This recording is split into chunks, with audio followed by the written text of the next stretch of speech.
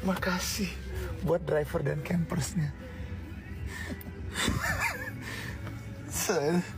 Kerja dari jam 7 sampai jam 8, nyampe rumah jam berapa? Gak apa-apa, namanya juga kerja resiko. Ketawa karir ya. Gitu ibu-ibu ya, pokoknya karena zaman sekarang ini gak viral, sanksi sosial terbaik itu ya viral gitu.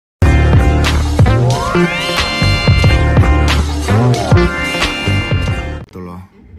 Nah jadi jujur aku tuh kalau udah ngomong itu tujuh terpidana itu tuh kayak hilang gitu loh tenagaku. Nggak tahu kayak nggak terima aja sama hasilnya. Gimana sih maksudnya kayak, aduh, mulut ini tuh hampir jahat gitu loh. Kayak ini MA-nya dibayar ya. Ini MA-nya gimana sih? Nggak ada rasa, nggak punya perasaan ya, atau nggak punya pikiran ya, atau tapi gimana lah ya, namanya negara ini negara hukum ya.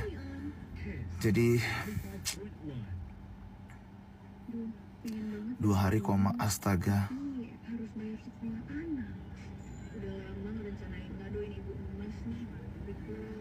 Iya.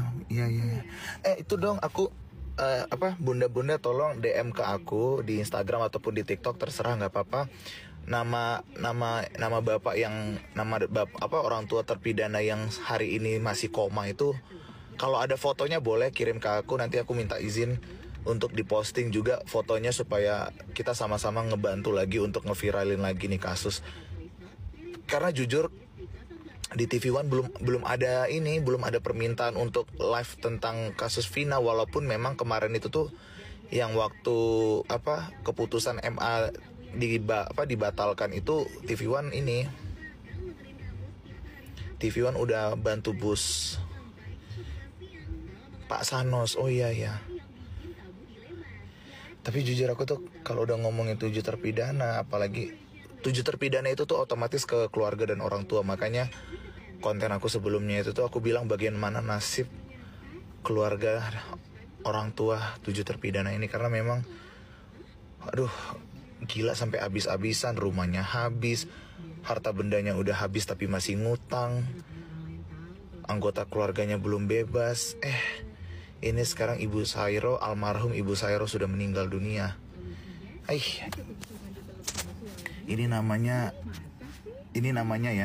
itu dibunuh pelan-pelan, tau nggak? Dibunuh perlahan. Gila sih, ini hukum kita itu sama aja kayak hukum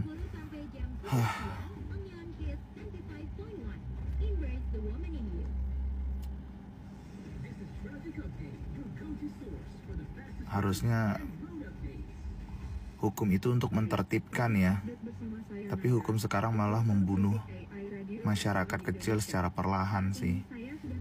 Lebih bagus dibunuh, ditusuk langsung biar mati gitu loh, jadi nggak sempat ngerasain tersiksa gitu kan. Ini berapa tahun itu si Sudirman udah di penjara? 8 tahun ya mereka udah di penjara. 8 tahun mereka di penjara, 8 tahun orang tua keluarganya tidak bertemu, 8 tahun juga harta benda mereka dikorup dalam artian dihabisin gitu loh. Ya kan, dan 8 tahun juga ya semua keluarga mereka itu tuh mau otak, pikiran, mau perasaan, mau nafsu makan, semuanya digonjang-ganjing. Gila ya. Ini namanya drill pembunuhan berantai secara perlahan. Gila sih ini. Mana Ibu Widya, mana? Ibu Widya siapa? Ibu Widya coba cara naikin Ibu Widya, mana orangnya? Mana Ibu Widya, izin Ibu, ketelan.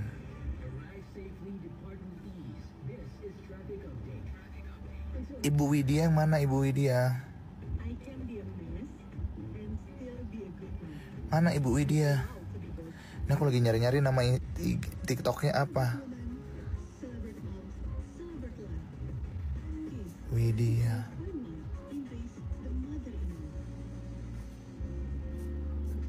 Cara ngecarinya gimana?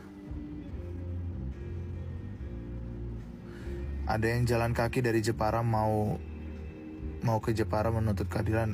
Jalan kaki dari Jepara mau ke Jepara, berarti satu kota dong masih. Maksudnya ini dari Jepara ke Jakarta atau gimana? Nyai Raga Gunting. Oh, namanya Nyai Raga Gunting. Nyai Raga Gunting. Coba aku cari ya. Cara nyarinya gimana? Nyai Raga Gunting. Ini gimana sih cara ngenaikin orang live? Nyai mana Nyai? Nyai coba Nyai. Boleh minta request nggak Nyai?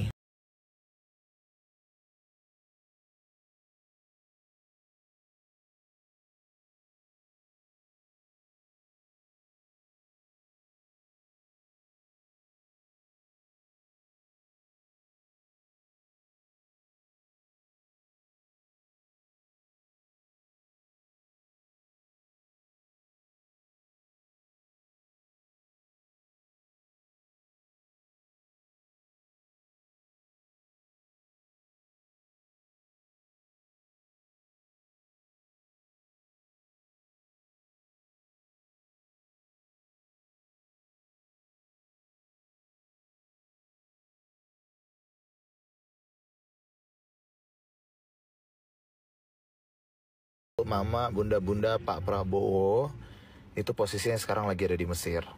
Kedua, mau ketemu seorang presiden dan juga wakil presiden itu ada protokolnya, tidak bisa sembarangan ketemu.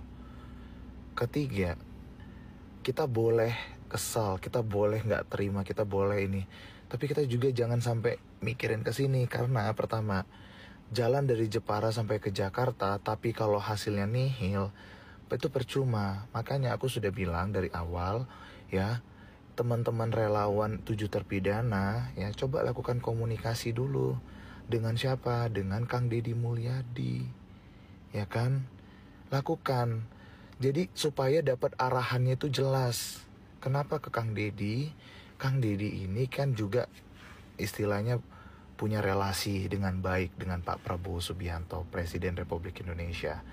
Dan Kang Deddy ini juga sudah membantu untuk mempublikasikan terkait dengan penolakan keputusan MA dari Kang Deddy, ya kan? Nah, terus ini itu udah direspon oleh Gerindra, oleh Instagramnya Gerindra. Cuman yang aku ada sayangkan dari akun Gerindra ini adalah kenapa tiba-tiba akun Gerindra ini sepi senyap, ya kan? Aku tuh suka juga ngeliatin isi komen-komennya Gerindra. Jadi komen-komen yang gak jelas pun direspon oleh adminnya Gerindra. Tapi ini udah jelas-jelas ini komen bersangkutan dengan nasib orang, dengan nasib keluarga terpidana. Admin Gerindra hilang. Aku gak ngerti kenapa, ya. Jadi ada apa sebenarnya gitu loh, ada apa sebenarnya, ya kan? Masa iya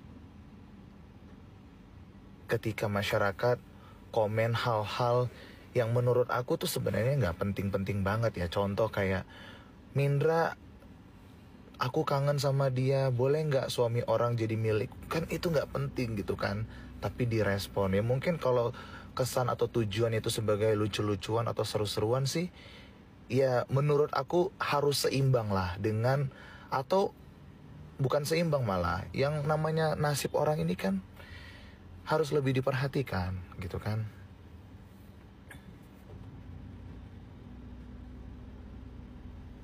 Gitu, jujur aku tuh ngikutin akun Gerindra.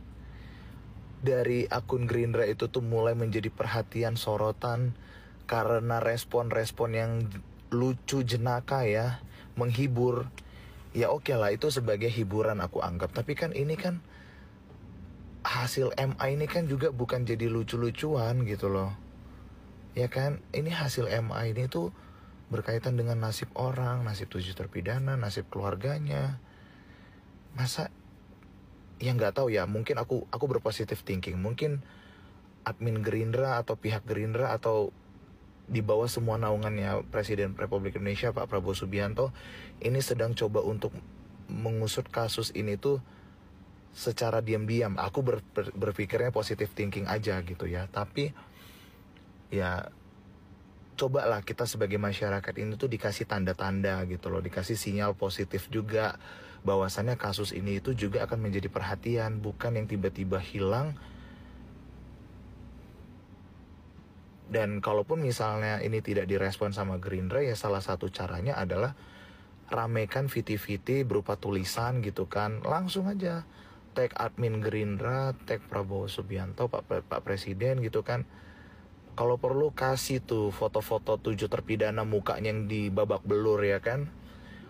Terus berikan informasi tentang apa yang dialami oleh 7 terpidana ini, mulai dari dikencingi, mulai dari dipukul pakai borgol, pakai gembok kepalanya, disundut disundut rokok telinganya, terus dipukulin badannya, perutnya diinjek. Bahkan Sudirman sampai tulang belikat belakangnya itu katanya mengalami cedera, sehingga Sudirman ini tuh tidak bisa duduk dengan lama, ya kan.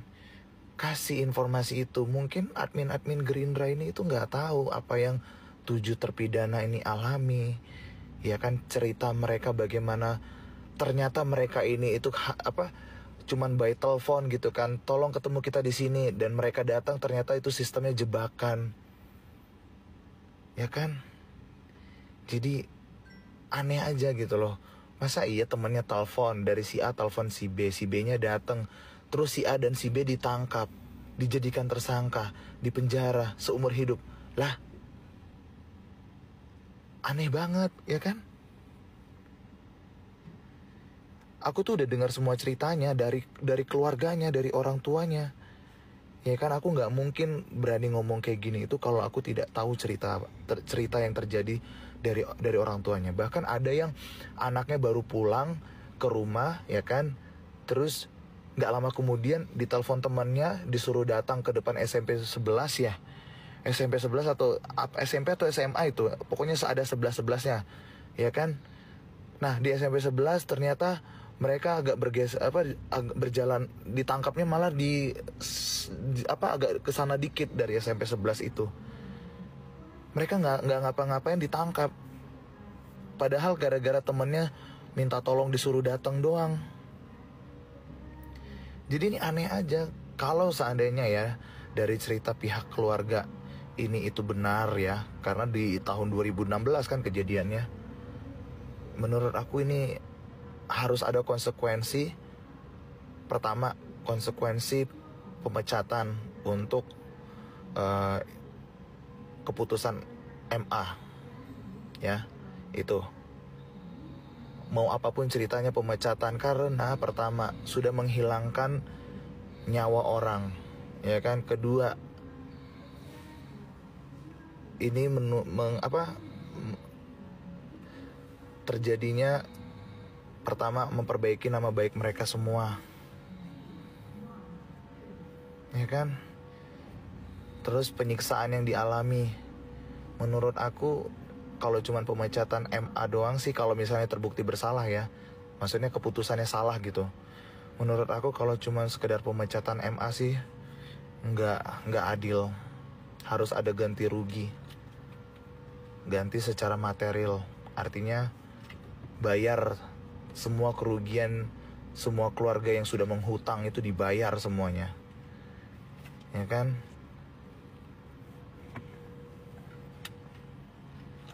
Nah pertanyaannya, mana nih orang yang menelpon mereka, yang suruh mereka datang ke SMP 11 ini tuh mana? Aib itu mana sekarang?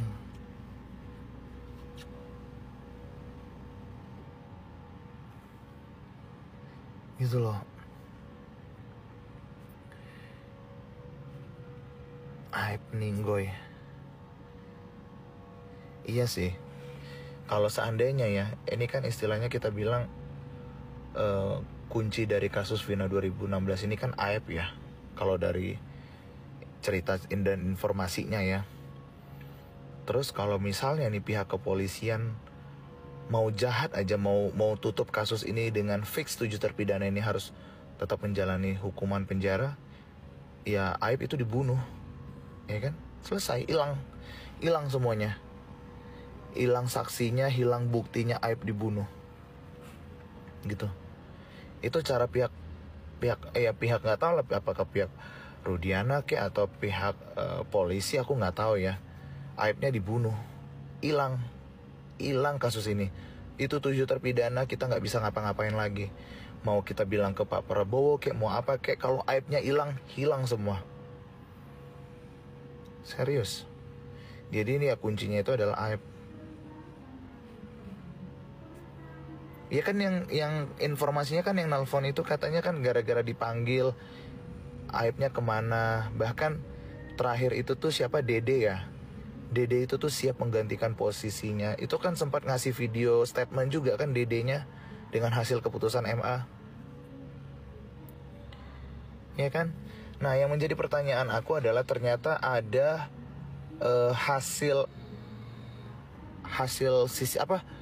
bukti CCTV yang memang belum pernah ditunjukkan dari tahun 2016 sampai sekarang. Nah, itu coba dikasih lihat itu. Ya kan? Biar terang benderang. Kalau dibilang CCTV-nya tidak berfungsi, kalau di CCTV itu tuh ada rekaman terakhir. Kalau memang itu CCTV-nya dirusak ya, sengaja dirusak, itu ada rekaman terakhirnya.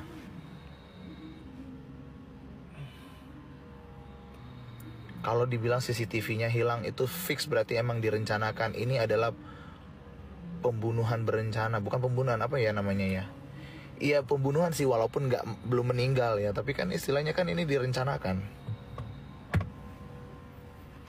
CCTV-nya kena petir. Aduh, rakyat Indonesia nggak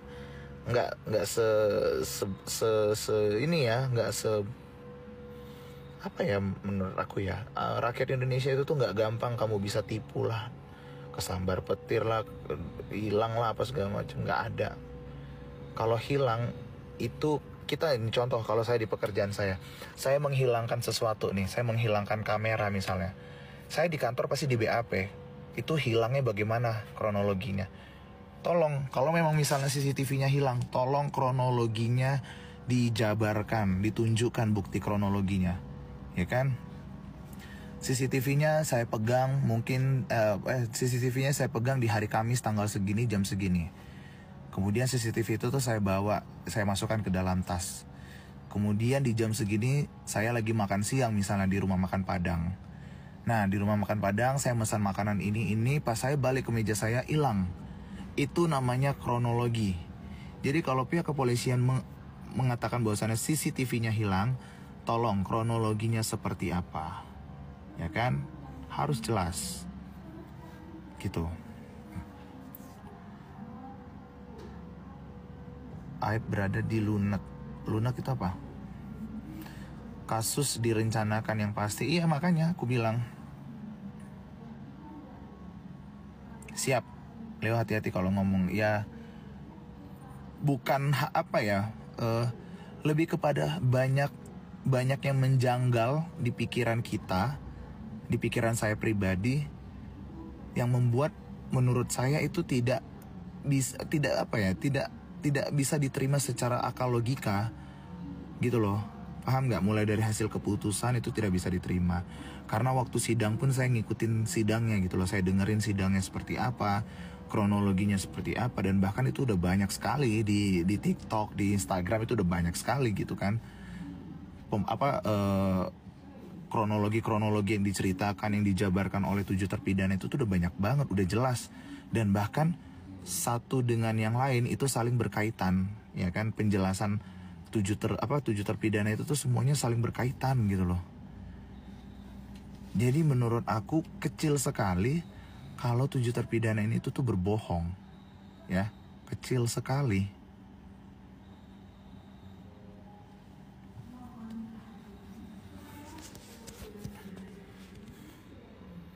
Jadi kalau misalnya aku juga nggak mungkin lah bisa telan bulat-bulat gitu. Oh, 7 terpidana enggak. Tapi aku dengarkan dulu apa yang memperkuat mereka itu tidak bersalah. Banyak sekali keterangan mereka itu yang semuanya saling berkesinambungan. Dan yang kedua dari hasil novumnya, novum atau apa gitu, yang bukti yang dipegang secara autentik oleh Ibu Titin itu aku udah lihat Dan itu tuh dari tahun 2016 kata Ibu Titin. Bahkan percakapan dari handphone itu sudah dibongkar, ya.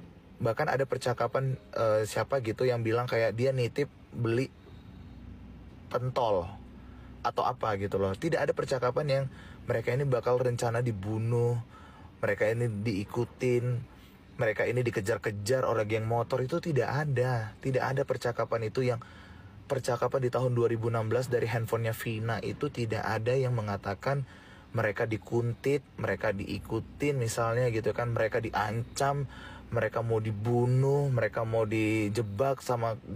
Tidak ada kata-kata itu. Dan tidak ada kata-kata geng motor di percakapan di handphonenya Vina itu. Gak ada.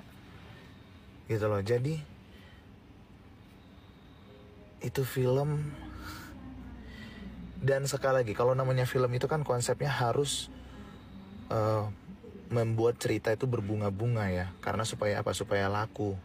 Karena kalau tidak berbunga-bunga, tidak ada yang mau nonton. Kalau cerita film itu tuh secara real misalnya ya, kayak oh ya Vina kecelakaan sama Eki, meninggal. Filmnya biasa aja, pasti nggak akan ada yang nonton gitu loh. Tapi dikasihlah bumbu-bumbu, ya kan, didramatisir lah filmnya. Sama kayak kita buat film horor. Kalau film horor hantunya tidak seram. Misalnya proses hantu ini sebelum dia menjadi hantu, meninggalnya kalau cuma meninggal sekedar ditabrak kan biasa aja gitu loh. Coba kalau hantu ini dibunuh, diperkosa, dikencingi, terus hantunya bergentayangan, balas dendam, terus yang melakukan pembunuhan sebelum itu kan pasti lebih laku gitu loh. Nah, jadi kalau kita berkaitan dengan film Vina sebelum 7 hari, terus habis itu dengan keterangan 7 terpidana sama hasil persidangan di tahun 2016 yang dipegang Ibu Titin sampai sekarang, itu semuanya nggak nyambung. Filmnya nggak nyambung, tapi keterangan 7 terpidana dengan hasil keterangan Ibu Titin itu tuh semuanya nyambung. Karena apa? Karena mereka tidak ada kaitannya dengan kejadian kematian Vina dan Eki. Bukan pembunuhan ya, tapi kematian. Itu beda. Kalau pembunuhan ada proses pembunuhan yang dilakukan sehingga menyebabkan seseorang meninggal dunia. Tapi kalau kematian itu bisa jadi prosesnya itu adalah sakit, kecelakaan, itu bisa gitu. Jadi nggak ngerti lagi lah. Kalau kita ngomongin semoga dibalas di akhirat, lah ini keluarga 7 terpidana masih hidup, tapi hidupnya sengsara, hidupnya tersiksa. Nasib mereka gimana? Ya kan? Gitu loh. Jadi nggak adil aja. Walaupun memang ya balik lagi ya, tidak ada yang bisa membuktikan secara dunia nyata ya, sehingga kita berharap bahwasannya akan ada siksaan di akhirat gitu loh. Tapi kan keluarga 7 terpidana ini, ya kan, 7 terpidana ini juga masih hidup. Mereka hidup terengap-engap. Tahu nggak terengap-engap itu artinya kayak mereka nggak tahu mereka ngelakuin kesalahan apa, tapi mereka disiksa, mereka dipenjara, terus keluarganya kehabisan harta semuanya gitu kan. Gitu loh.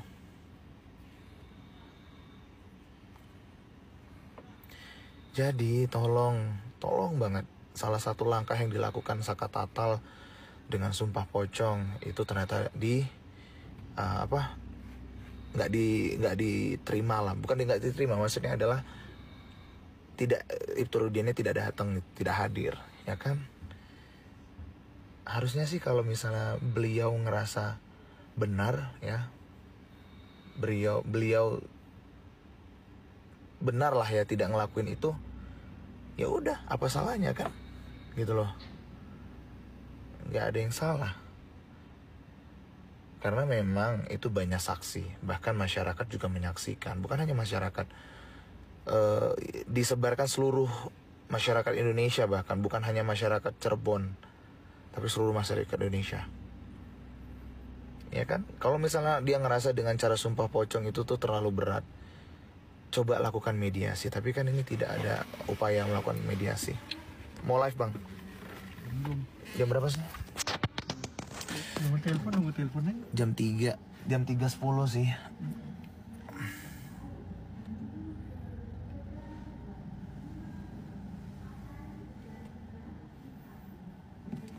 Pokoknya sekali lagi mari kita doakan kalau teman-teman izin berkenan untuk memberikan bantuan kepada Pak Sanos yang masuk ke rumah sakit, silahkan silahkan hubungi teman-teman yang memang yang dekat dengan Pak Sanos segala macam, karena memang apalagi yang mereka butuhkan selain memang mereka membutuhkan support secara mental, pasti mereka juga membutuhkan dana, kemudian obat-obatan.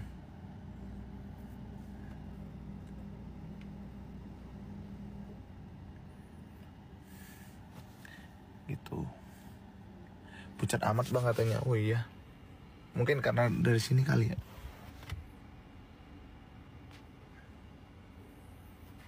Gitu. Bang Koloyo lagi pada tidur nih.